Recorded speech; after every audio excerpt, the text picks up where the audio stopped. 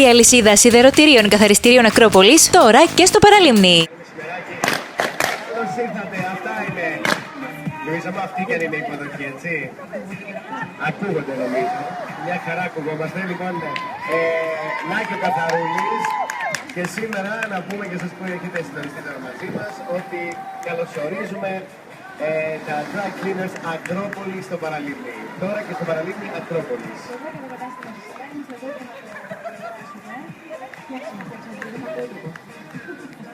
Λοιπόν, το 10 κατάστημα που καλωσορίζουμε τώρα και στο Παραλίμνη, όπως είπες και εσύ, Αντρέα μου.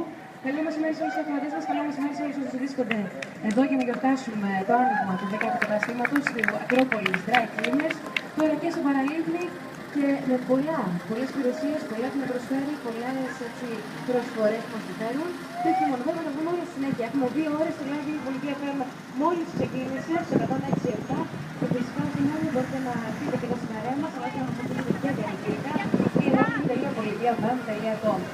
Συντονιστείτε και στη σελίδα μας στο Facebook, Πολιτεία FM 106-7, έτσι ώστε να βλέπετε τι γίνεται, να ζηλέψετε λίγο και να δείτε και εδώ.